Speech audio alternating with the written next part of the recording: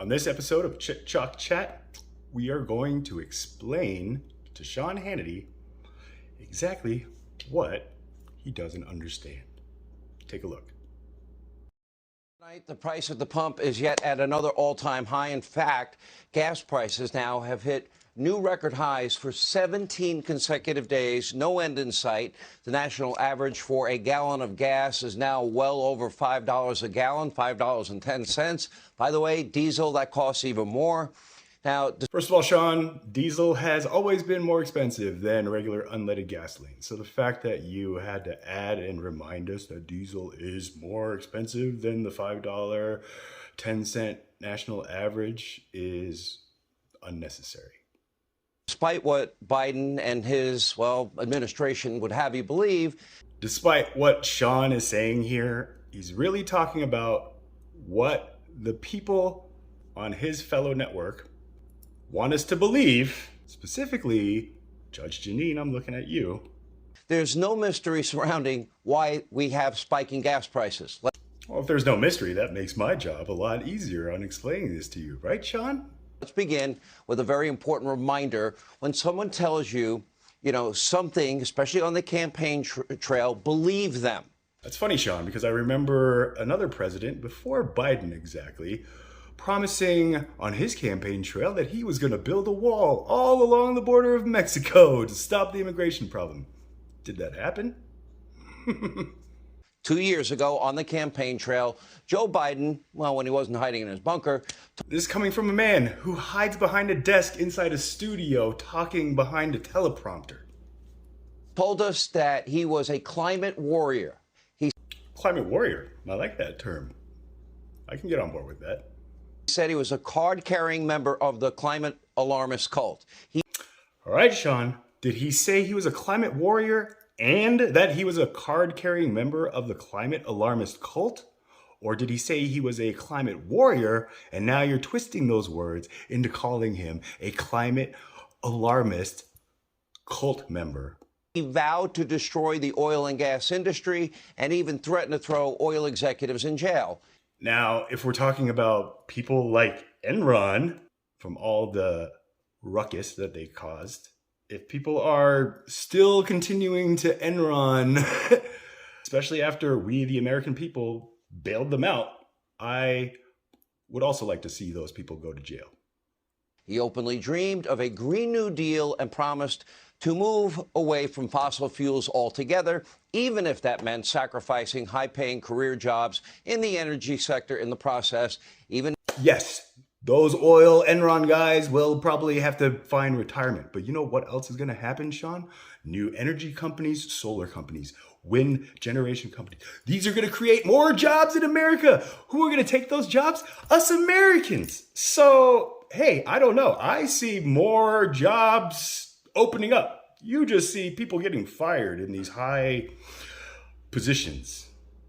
And even if it caused Americans, the American people, deep financial pain, which we are now all experiencing. And all Americans are suffering from this high gas prices, Sean? Really? What about the Americans who switched over and have electric cars? All the people who drive Teslas. Are these people suffering, Sean?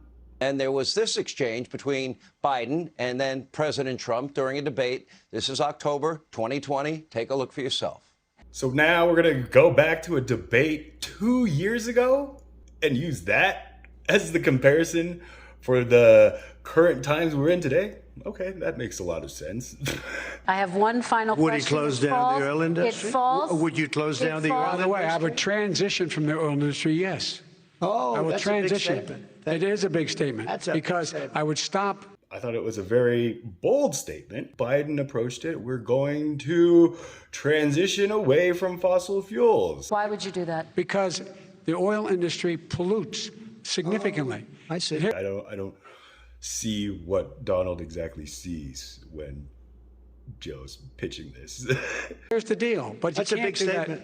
Well, if you let me finish the statement, because it has to be replaced by renewable energy over time.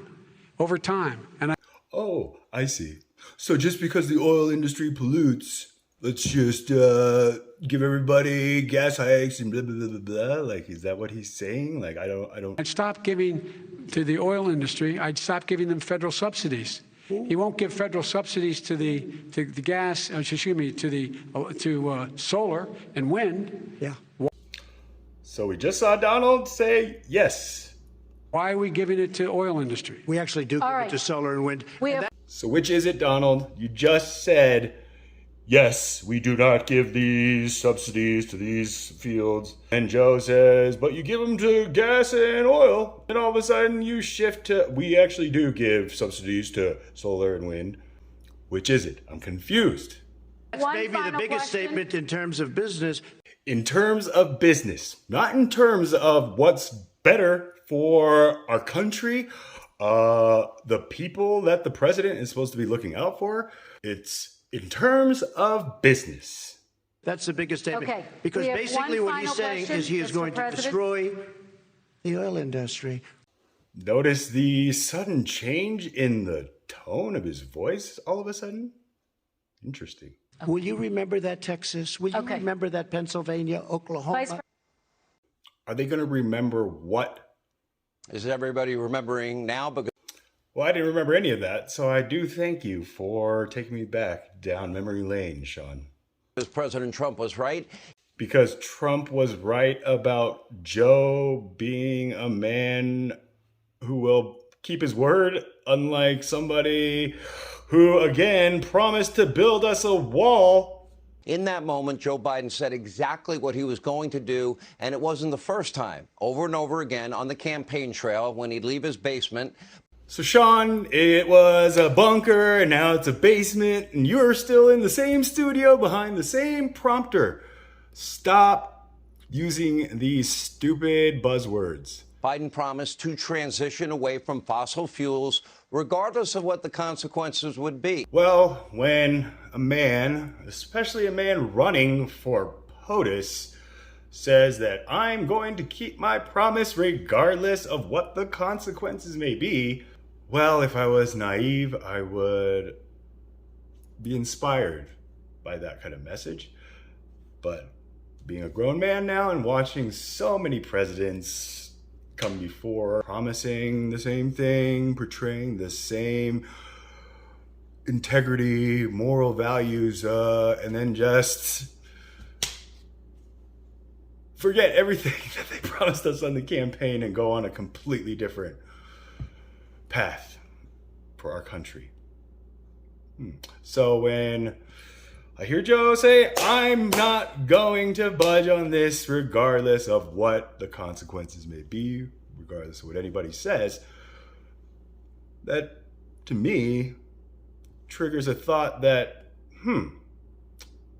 why, other than the fact that he might want our vote, would he boldly state he's not going to turn around on this green initiative?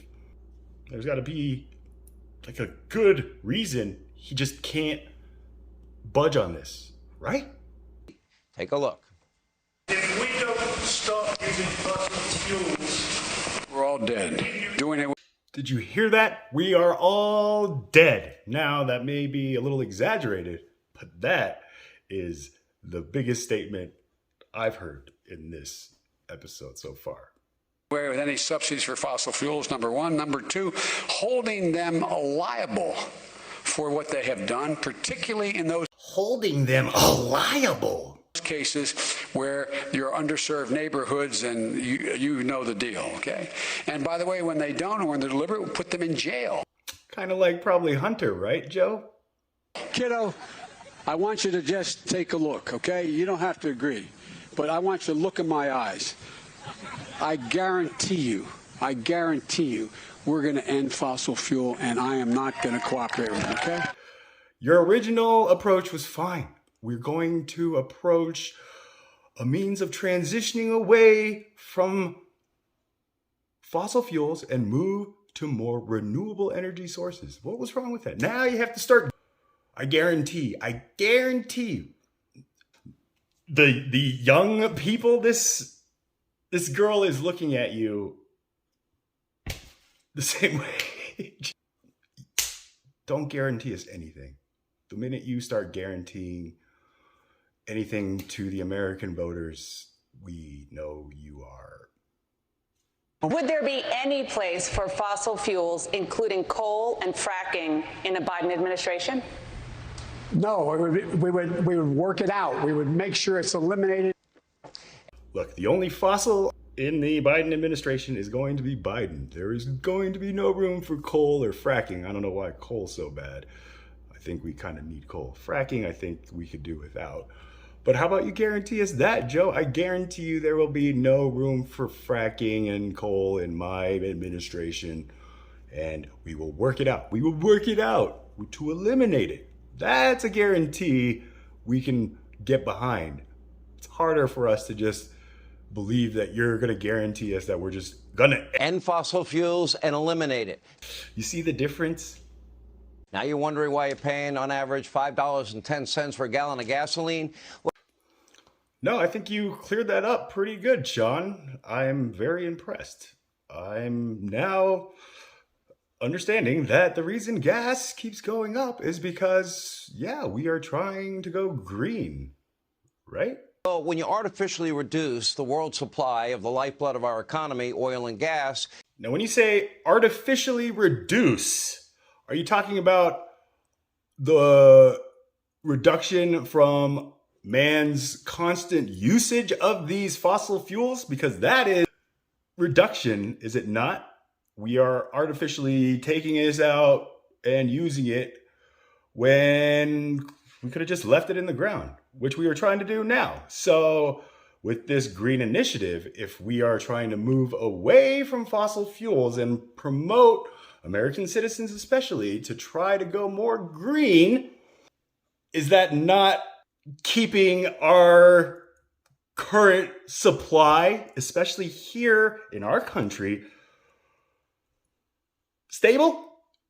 Do you not get that, Sean? If we stop using the oil and gas and fossil fuels that we have in our country's ground now, and just suck it up and just maybe take a ride share, go ride a bike, take a walk, call an Uber.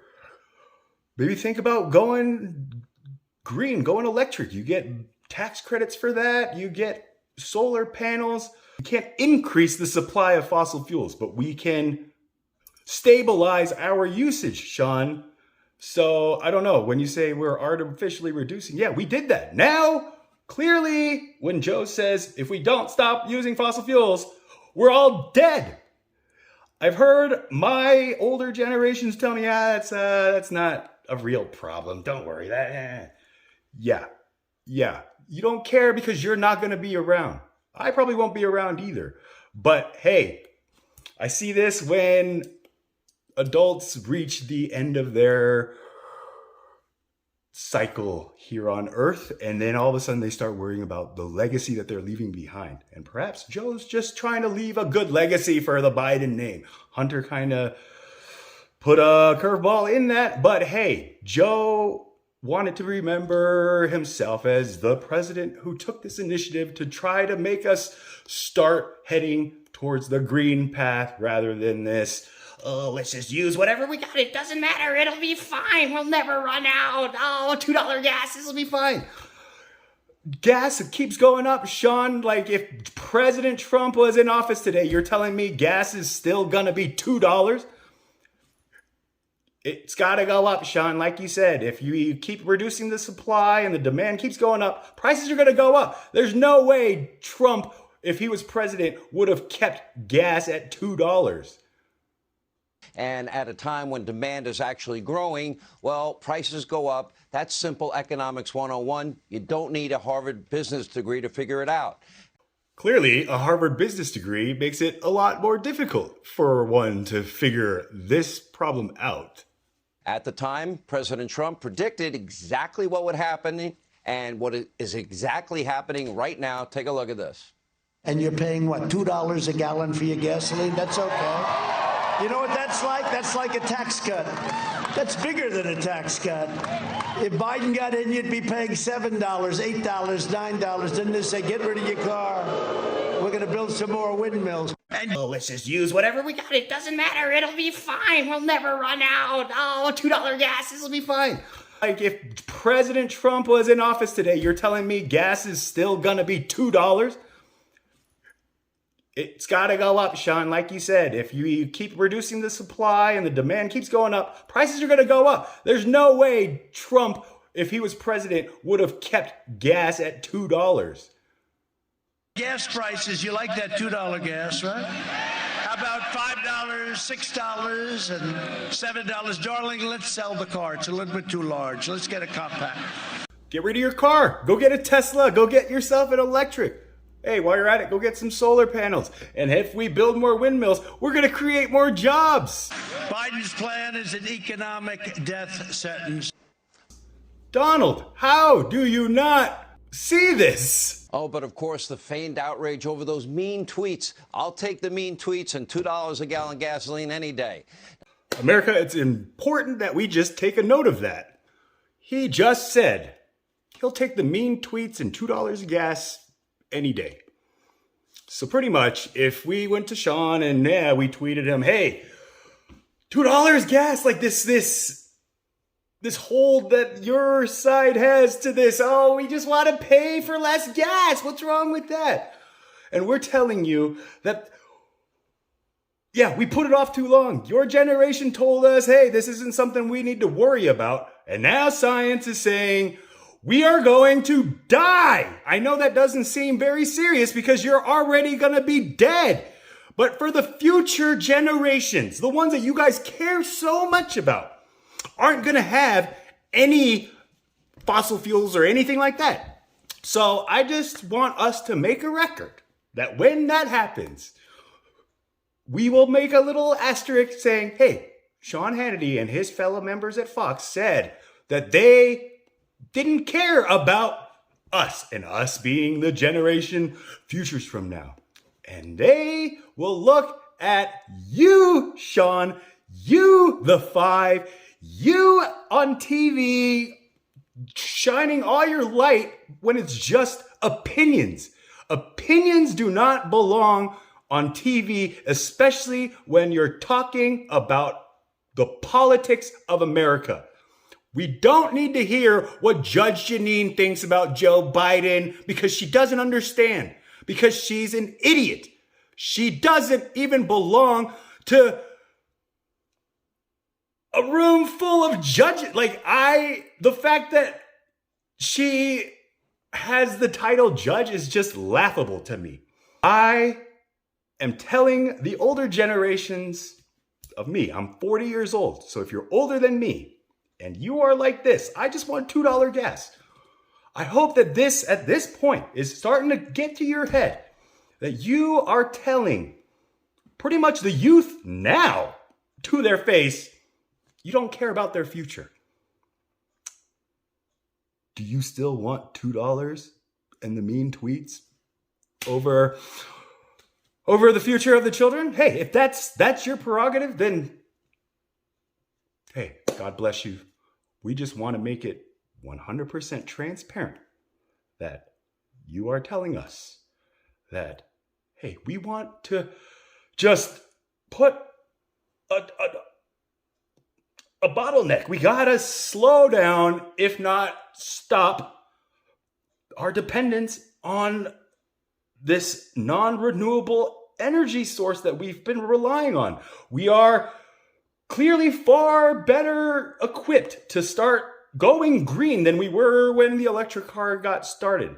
Perhaps that's what's holding your generation back. You think of the electric car and you think of that first Japanese model that looked ridiculous. Like, Teslas are electric cars. Like, if you could go get a big tax credit to go, turn in your gas guzzler for the brand new Tesla electric, you're spending money at a dealership, you're stimulating the economy, you're going electric, you're saving, you're helping Mother Nature and us preserve these fuels and all these resources for the future. That's not a bad thing, is it? And then, hey, if you take that money that you get for your tax credit on the Tesla and then invest that into some solar panels for your home, then you'll never have to worry about paying an energy bill. And you'll also be stimulating the economy. You'll be helping creating jobs and this and that. And hey, you won't even be paying for gas anymore. But you are so stuck on this Donald Trump. We want Trump, so he'll give us gas. Like, that's why the left, and I'm not on the left, I'm not on the right, I'm in the middle, I'm the light. I'm the left and the right, and I'm trying to bring us together in what we are arguing about. Because at this point, I don't know. When I hear people like this, it infuriates me because they blatantly, boldly tell us we care about the future of America, and they say this. How are we to believe that, Fox? Now, of course, after the election, Biden did exactly what he promised to do. Whoa, that's a crazy, shocking surprise. A president who actually did exactly what he promised to do? He killed off the Keystone XL pipeline. Well, he did give a waiver to the Nord Stream 2 pipeline for Vladimir Putin. I guess probably payback for all the business that Hunter and Russia did together. What are we doing, comedy open mic night, Sean? When did politicians and political analysts become comedians?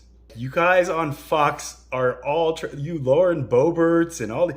Now, he also banned drilling in Anwar. He paused all new oil and gas permits on federal lands. He restricted fracking. He slowed down production with a slew of burdensome regulations. And while he curbed domestic production, he's now more than happy to beg other countries for oil, including some of America's worst enemies, When Sean says he's more than happy, be clear on who he is. I know he's pointing a finger at Joe, but I've always told people when you point a finger, you got 3 fingers pointing back. Sean, I've found way more fingers than 3. Iran, we're going to make Iran rich again and Venezuela rich again. We're going to beg the Saudis and OPEC to produce more oil. He's now planning that trip to Saudi Arabia. Then it's off again, on again. What, to beg for more oil from the Gulf when we have more natural resources here? But again, when you say he's going to Saudi Arabia, he's more than willing. When you say that he's more than willing to go and go do this, it's not he, it's you that's more than willing, that's forcing him to do something about all of us American citizens who are like you, who will take mean tweets as long as they can have $2 gas. And if that means that they have to go against Biden and just, I guess, support Trump. And somehow, according to the climate cult, Sean, you keep throwing around the word cult. All the personalities I see on Fox, on the 5, you, Jesse Waters, Tucker, all those guys, are you guys not a little cult yourself? Paying foreign dictators and America's sworn enemies to produce the oil our economy needs desperately is somehow what? Tell me how that's better for Mother Earth, for the climate, than producing it right here at home. It doesn't make any sense. Then yes, that's what they'll do.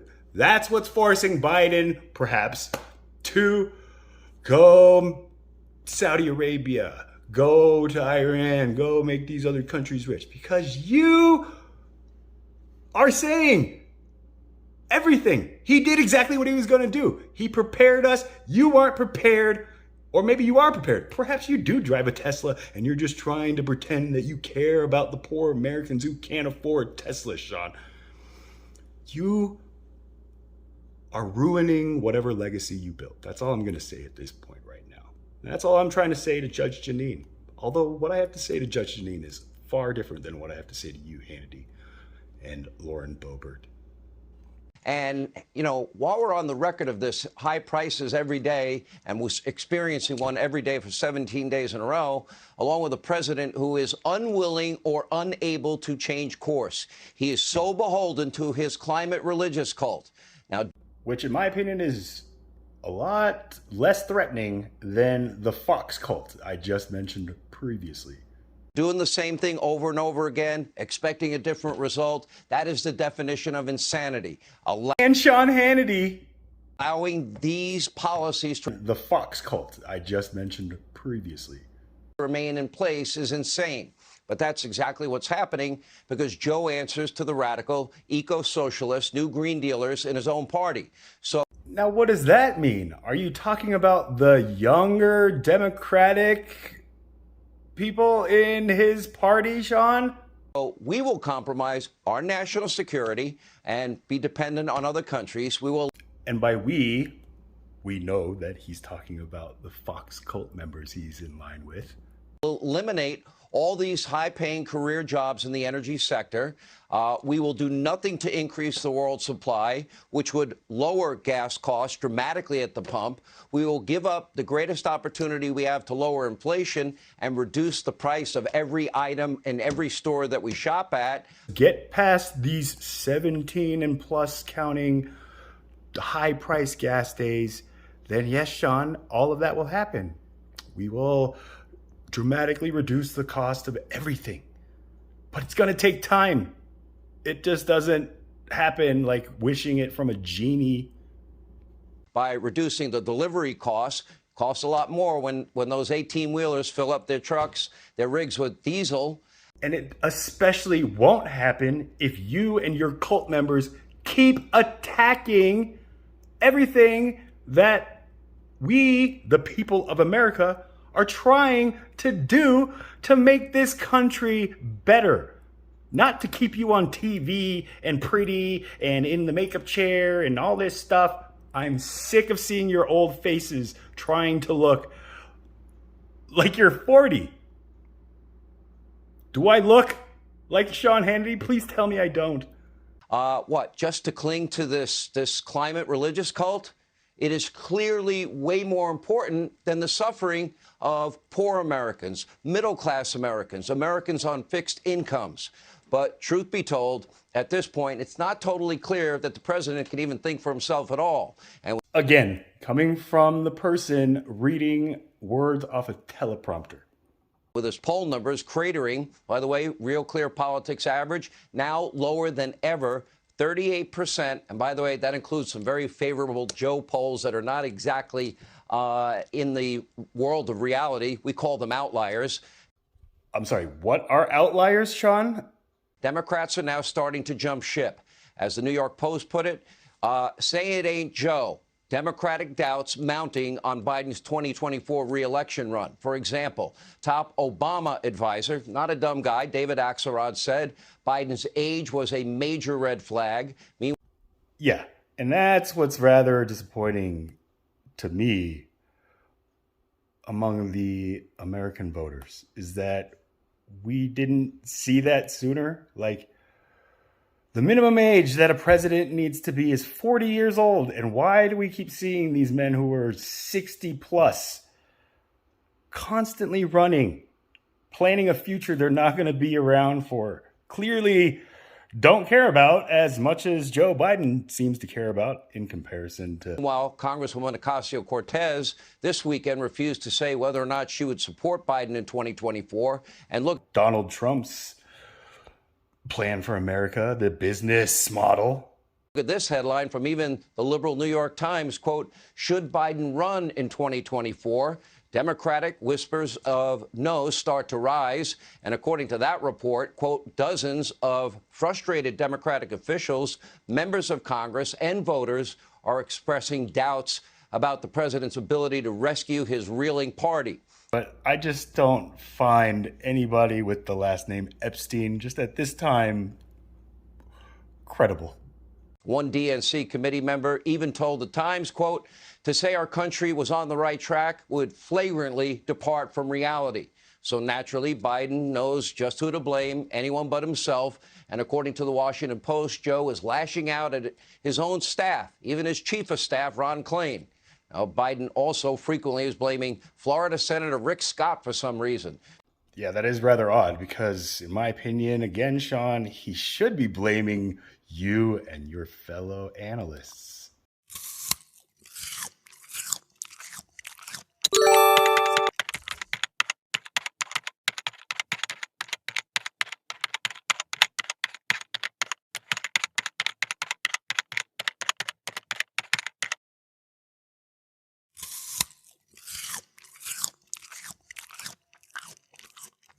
I, Jesus, have sent my angel to give you this testimony for the churches. I am the root and the offspring of David, and the bright morning star.